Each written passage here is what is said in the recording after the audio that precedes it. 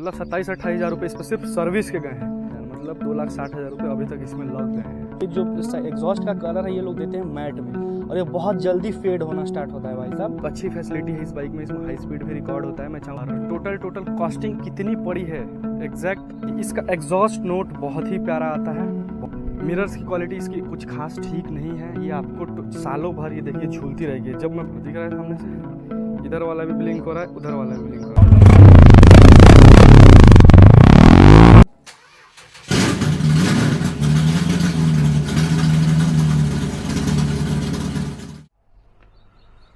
जय श्री राम, जय महाकाल। तो गाइस अभी आज डेट है 6 जून और 4:30 हो रहे हैं।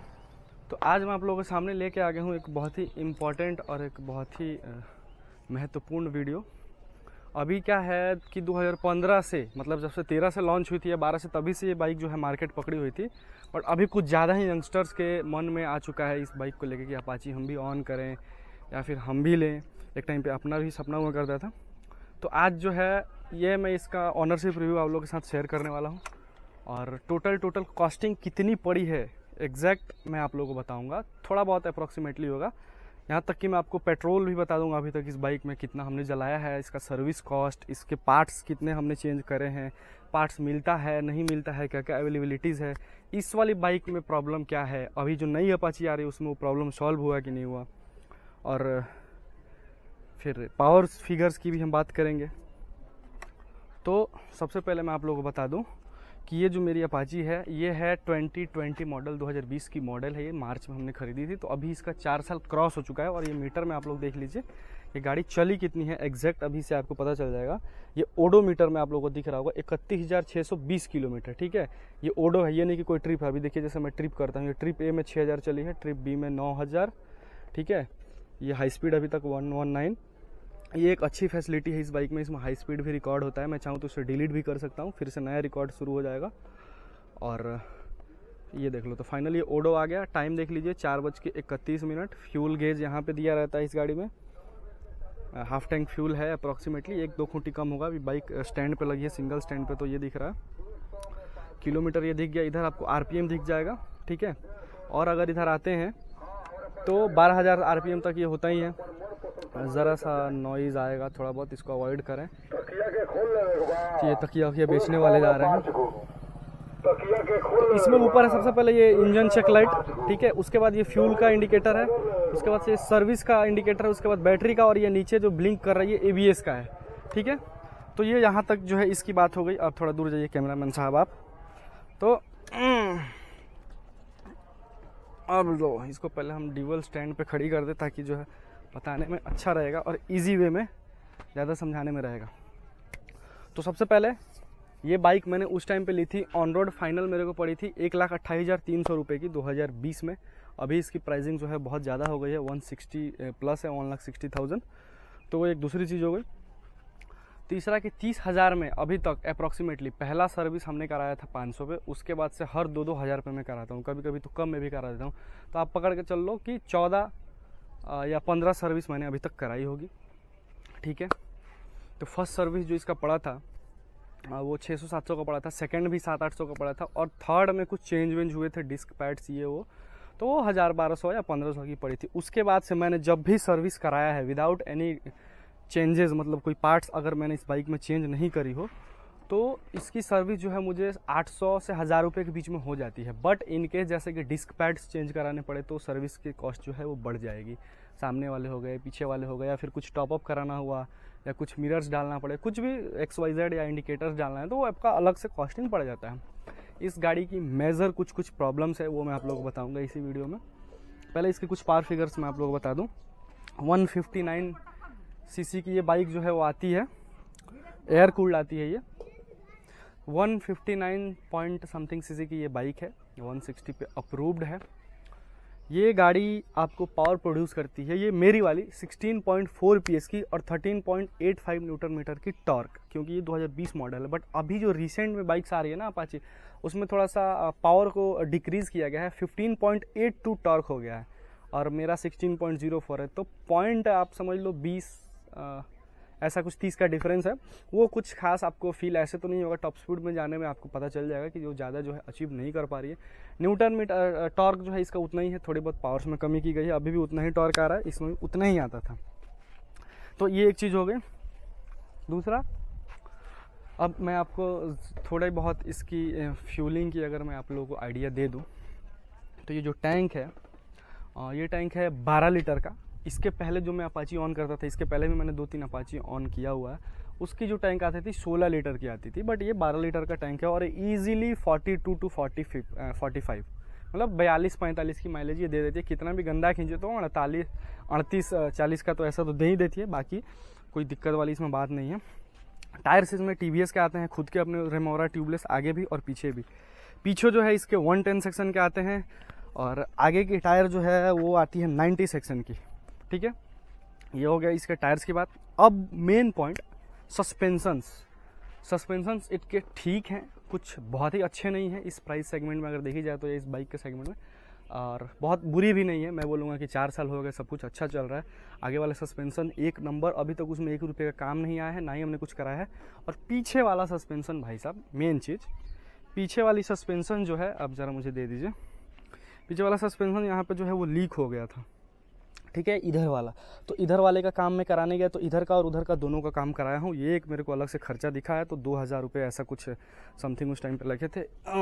और दूसरी चीज़ की मेरी गाड़ी हो गई है 4 साल की, बट आप ऐसा देखोगे ना तो आपको कहीं पे एक सिंगल स्क्रैच दिखेगा नहीं, कोई एकदम मेजर स्क्रैचेस नहीं है, थोड़े बहुत हल्के फुल्के माइनर है भाई, 4 साल की है तो थोड़ी बहुत दिखेगी ही।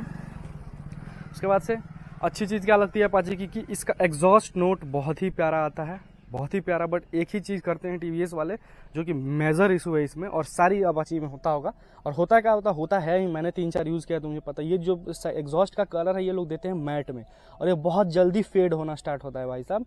मतलब ये तो मैंने बहुत बचा के, बहुत कंट्रोल करके रखा है, फिर भी देखो मेरा यहाँ पे, ये देख लो कलर चला ही गया है यहाँ पे। बट बहुत सारे लोगों की ना ये पूरा वाइट हो जाता है, मतलब बहुत गंदा दिखता है। और उसके बाद यहाँ इंजन का भी कलर बहुत लोगों का गंदा दिखता है, तो इसके लिए मैं स्प्रे पॉलिश यूज़ करता हूँ, ताकि इसमें जो है गंदगी ना आए, क्योंकि 4 साल की बाइक हो गई, आप देख सकते हो।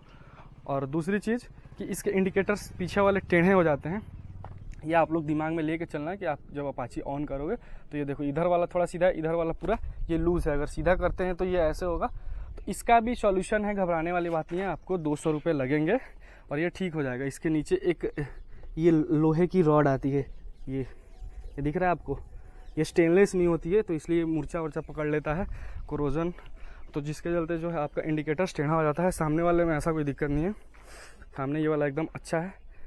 मिरर्स की क्वालिटी इसकी कुछ खास ठीक नहीं है, ये आपको सालों भर ये देखिए झूलती रहेगी। जब मैं बैठता हूँ ना, तो मैं जो पिछला जो मोटो ब्लॉग्स करता था अपाची पे ही, अगर जिन लोगों को याद हो तो उसमें क्या दिक्कत होता, मैं जैसे बैठता था ना तो मैं इसको सीधा करता था, ठीक है, और मेरा हाथ हमेशा इसको ठीक करने में ही रहता था।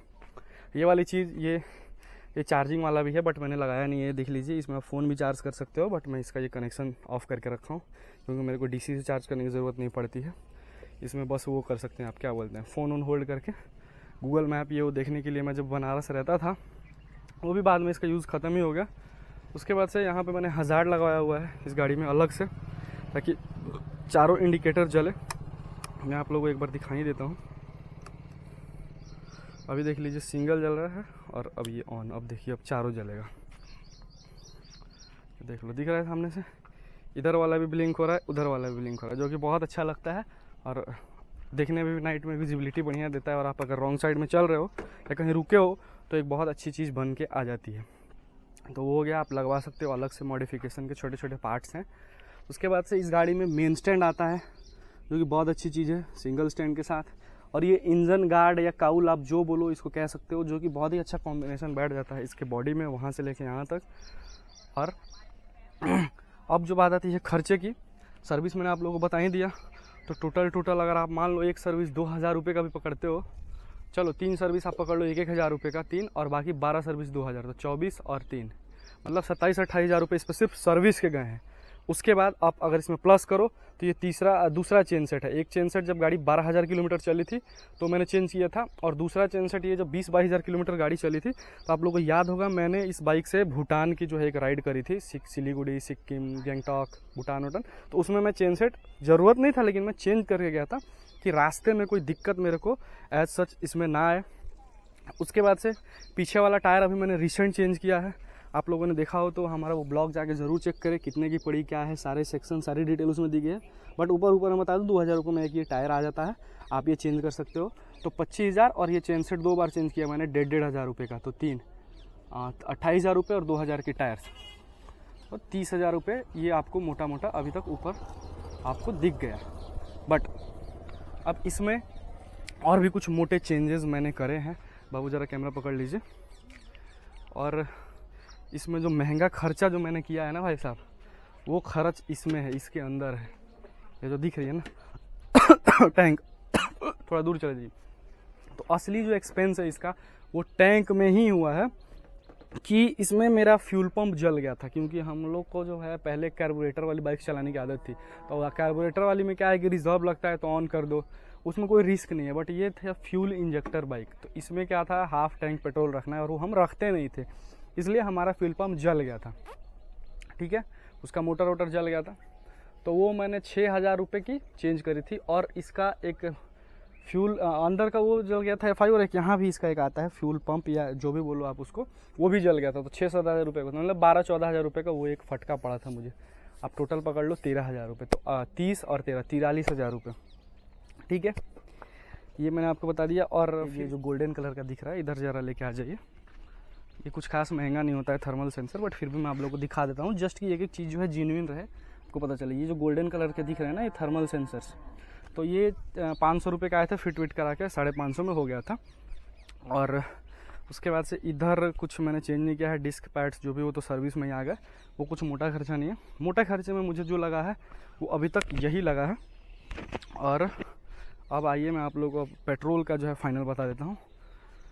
इधर ज़रा फ़ोन पे जूम करिएगा, देख लीजिए। अभी तक अपनी गाड़ी जो चली है 31,000 किलोमीटर। ठीक है, तो 31,000 किलोमीटर, हाँ 10,000 किलोमीटर। अगर हम इसको 42 से भी डिवाइड करते हैं, जो कि देती है मेरी 40, बट 42 से डिवाइड करते हैं तो टोटल पेट्रोल निकल के आता है 738 लीटर। ठीक है, तो 738 लीटर पेट्रोल जो कि हमने मिक्स करके लिया हुआ है। जैसे बिहार में मेरे 110 था कभी, अभी 107 चल रहा है। मैं यूपी में भी रहा हूँ, यूपी में 96, 96, 97 रहा है, तो मैं मिक्स करके 105 रुपये का एवरेज लेके जोड़ता हूँ।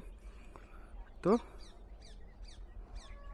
738 इंटू 105, 77,490, यानी कि 43,000 रुपये मेरे वो क्या बोलते हैं सर्विस वर्विस में लगे हैं, जो भी मेंटेन।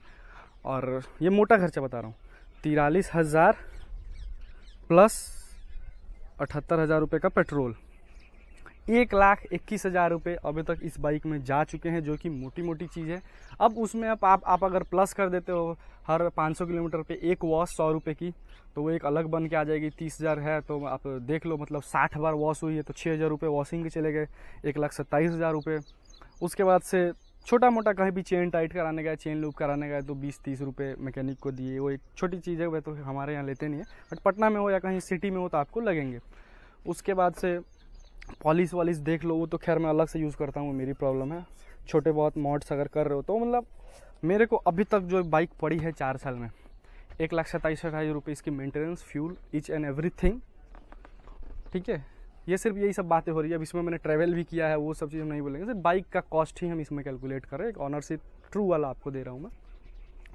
तो 1,28,000 रुपये की ये, 27,000 रुपये की ये, और 1,28,300 रुपये की ये मेरी बाइक। तो आप लगा लो, मैं आप लोगों को एक बार कैलकुलेट करके बता देता हूँ।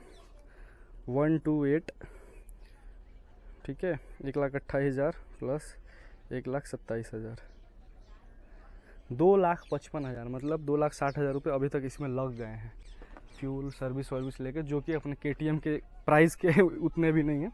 बट चलो ठीक है।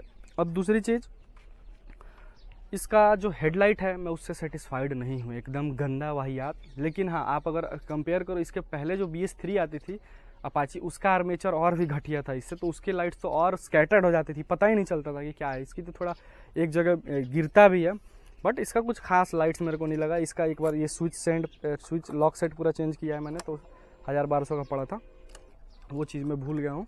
बट जो है मैं आप लोगों को एक एक करके सब बता दे रहा हूँ। तो इसमें हेडलाइट्स की बड़ी ही गंभीर समस्या है।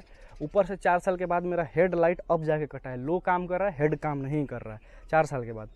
इसकी हॉर्न तगड़ी है अभी भी, और सबसे बड़ी चीज़ कि इस गाड़ी का साउंड आज तक नहीं बदला। वो इसलिए नहीं बदला कि सर्विस हमारा जो है टाइम पे होते रहता है, मेंटेनेंस एकदम टाइम पे। अभी जैसे चेन सूखा है, मैं तुरंत इमीडिएट क्लीनर और ल्यूब मार के इसको ठीक कर लूँगा। तो मैंने स्टार्ट कर दिया। इस गाड़ी के साउंड में अभी भी प्रॉब्लम